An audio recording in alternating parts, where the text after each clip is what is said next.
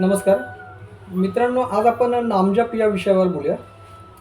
आता तुम्ही नामजप हे हेडलाईन बघून व्हिडिओ बघायला स्टार्ट केलं आहे, व्हिडिओवर आलात, याचा अर्थच तुमचं जीवन सध्या तरी त्रासामध्ये चालू आहे. काही काळापासून किंवा काही महिन्यांपासून तुम्ही त्रासामध्ये आहात, बरोबर? तर ठीक आहे, तुम्ही बरोबर जागी आलात. आपल्या चॅनलचा मेन उद्देशच तो आहे की मानवाचा म्हणजे आपल्या सगळ्यांचा, समाजाचा त्रास कसा आपल्याला कमी करता येईल, बरोबर? त्रास कसा कमी करता येईल यासाठी आपण हा व्हिडिओ काढला आहे. तर आपण आज नामजप विषयी बोलूया. तर मित्रांनो, आपण नेहमी ऐकत असतो. आता नामजपमुळे आपण एकतर आपल्याला माहीत झालं आहे संतांकडून ऐकून, किंवा नामजप केल्यामुळे काय होतं की आपल्या जीवनातला त्रास कमी होतो. पण नेमकं एक प्रश्न असतो बेसिक, की आपण नामजप किती केला पाहिजे, बरोबर का? की आता प्रत्येक संत महात्मा वेगवेगळे क्वांटिटी सांगतात. तर आपण नेमका किती नामजप केला पाहिजे?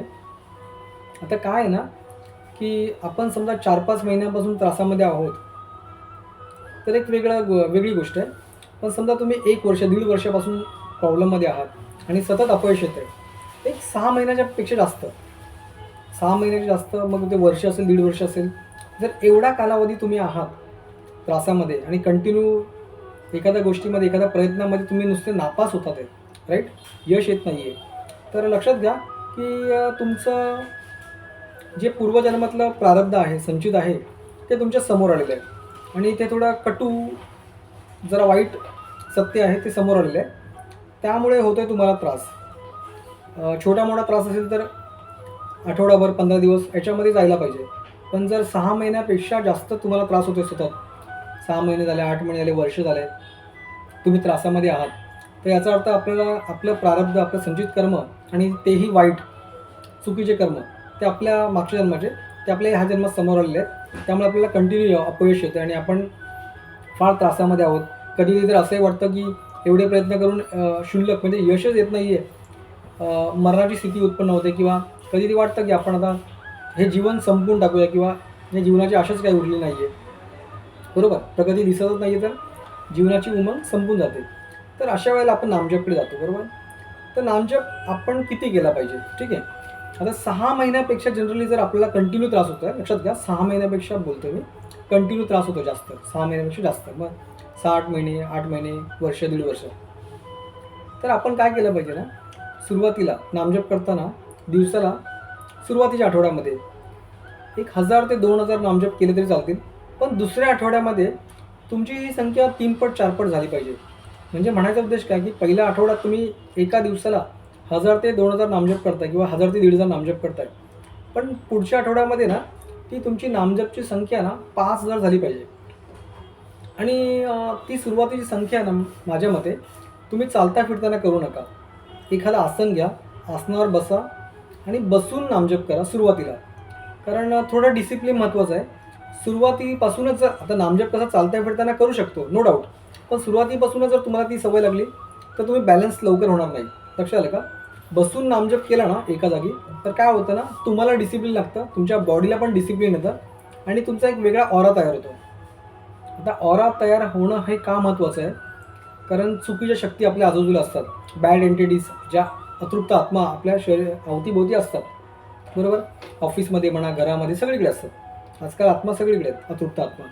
मग ते काय होतं ना, चालता फिरताना आपण नामजप केलं ना स्टार्टिंगला, सुरुवातीला, तर काय होतं, आपला ऑरा परफेक्ट क्रिएट होत नाही आणि ते आपले नामजप आहे ते अतृप्त आत्मा त्याचा भोग घेतात, त्याचा लाभ त्यांना मिळतो, आपल्याला मिळत नाही.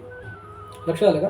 तर त्यासाठी सुरुवातीला एक आसन घेऊन 1000 ते 2000 नामजप करा. दुसऱ्या आठवड्यामध्ये 5000 तुमचे नामजप झालंच पाहिजे. 2 आठवडे 5000 करा. असे 3 आठवडे झाले. मग चौथ्या आठवड्यापासून तुम्ही 5000च्या पुढे क्वांटिटी न्या. मग 7000 असेल दिवसाला, कोणी 10000 करत असेल तर खूप चांगली गोष्ट आहे. पण सुरुवातीला ही प्रक्रिया महिनाभर तरी एखाद्या आसनवर बसून, मग तुम्ही दिवसाला सकाळी उठल्या अंघोळ केल्यानंतर पूजा करायच्या वेळेला तुम्ही पूजा झाल्यानंतर नामजप कराल तरी चांगलं आहे, किंवा रात्री ऑफिसवरून, कामावरून घरी आलात आणि जेवायच्या अगोदर, फ्रेश होऊन जेवायच्या अगोदर नामजप केला तर बरं आहे. क्वांटिटी हीच ठेवायची. याच्यामुळे काय होणार ना, तुमचा एक ऑरा क्रिएट होणार आणि ऑरा क्रिएट झाल्यानंतर अतृप्त आत्मांचा तुम्हाला त्रास होणार नाही. तुमचा एक ऑरा क्रिएट होईल त्यामुळे बॅड एनर्जी तुम्हाला जी डिस्टर्ब करत होती ती डिस्टर्ब करणार नाही. आणि मुख्यत्वे काय होणार ना, की तुमच्या बॉडीला डिसिप्लिन येईल, तुमच्या बॉडीला, तुमच्या एनर्जीला त्या नामजप एवढ्या क्वांटिटीची सवय होईल आणि मग तुम्ही चालता फिरताना नामजप करू शकता. आणि मुळात 7 ते 10,000 दिवसाला तुम्ही जेव्हा नामजप करता तेव्हा तुम्ही अजपन जापन तुमचा ऑटोमॅटिक चालू होतो. म्हणजे तुम्ही तोंडात बडबडता. मग कधी-कधी काय होतं, की त्याची नेक्स्ट स्टेज आहे, की तोंडात न बडबडणे, मनातल्या मनातही ऑटोमॅटिक आपली चेतन अवस्था आपल्याला बडबडते. म्हणजे आपल्याला तोंड हलवायची गरज नाही. अशा अवस्थेमध्ये जेव्हा पोहोचतो, ह्या क्वांटिटीला धरून जी मी क्वांटिटी सांगितली आहे, त्याच्यामध्ये तुम्हाला 6 ते 8 महिन्यामध्ये फरक पडणार आहे मित्रांनो. त्याच्यामुळे काय होतं ना, की आपले जे जुने संचित कर्म आहेत ना, ते अगोदर तर जळून खाक होतात. ते डिझॉल्व्ह व्हायला सुरुवात होते. बरोबर? आणि नामजप केल्यामुळे काय होतं ना, आपण वर्तमान काळामध्ये ना, दूषित कर्म लवकर करणार नाही. कारण नामजप ईश्वराच्या नावामध्ये एवढी शक्ती आहे, की आपण एखादं चुकीचं काम करताना 10 वेळा विचार करतो. आपली आत्माही शुद्ध होत जाते हळू-हळू. त्यामुळे आपण चुकीचं कर्म करणार नाही. आणि मागचे जे कर्म आपल्याला आलेत, दूषित कर्म भेटायला या जन्मामध्ये, ते जळून खाक होतील. आणि त्यामुळे काय होणार, की जी आपल्या पत्रिकेत लिहिलेलं असतं किंवा कुंडलीमध्ये लिहिलेलं आहे किंवा आपला जो खरा प्रारब्ध आपल्या समोर आलेला आहे, त्याची इंटेन्सिटी, त्याची पॉवर आहे ना, फार कमी होईल. 100% पेक्षा आहे ना 10 ते 20% त्याची शक्ती राहणार. म्हणजे काय, नावाला तुम्हाला त्रास येणार, पण तो त्रास तुम्हाला फील होणार नाही. आणि असेच काही दिवस निघून जातील आणि एक दिवस असेल, की पूर्ण तुमचा त्रास कमी होऊन जाईल आणि जे तुम्ही इथूनपर्यंत नामजप केलेला आहात, तोच सतत कंटिन्यू पुढे ठेवायचा आहे. त्याच्यानंतर एक दिवस असा येईल, की तुमचे दूषित कर्म हे बऱ्यापैकी संपलेले असतील. जो स्टॉक देवाने निवडला या जन्मासाठी तुमच्यासाठी, बरोबर, मागच्या जन्माचा स्टॉक या जन्मात त्रास देण्यासाठी देवाने तुम्हाला निवडला होता, की एवढा स्टॉक तुम्हाला द्यायचा आहे त्रासामध्ये. मग तो स्टॉक संपल्यानंतर जे तुम्ही नामजप केलेलं आहे इथून मागे आणि इथून पुढे जे करणार आहात आणि वर्तमान स्थितीमध्ये जे करत आहात, त्याच्यामुळे तुमचं एवढं चांगलं होईल, की एवढी सक्सेस मिळेल, की तुम्ही विचारही करणार नाही, की एवढ्या खराब परिस्थितीतून बाहेर आल्यानंतर माझी एवढी चांगली प्रगती झाली आहे, असं तुम्हाला फीलही होणार नाही. आणि ते नक्कीच तुमच्या जीवनामध्ये घडणार आहे. फक्त नामजप सतत ठेवा. आणि क्वांटिटी जी मी म्हटलं आहे ना, ती लक्षात घ्या, की क्वांटिटी तुमची ती सेम असली पाहिजे. मेन तर क्वांटिटी आहे, नामजपची क्वांटिटी. अगोदर पहिल्या आठवड्यामध्ये 1000 ते 2000 ठेवा. दुसऱ्या आठवड्यामध्ये ती 5000 पर्यंत क्वांटिटी गेली पाहिजे. 5 ते 7000 असे 2 आठवडे करा. आणि मग टोटल 3 आठवडे होतील. चौथ्या आठवड्यामध्ये तुमची क्वांटिटी 10,000 आणि 10,000 क्रॉस गेली पाहिजे.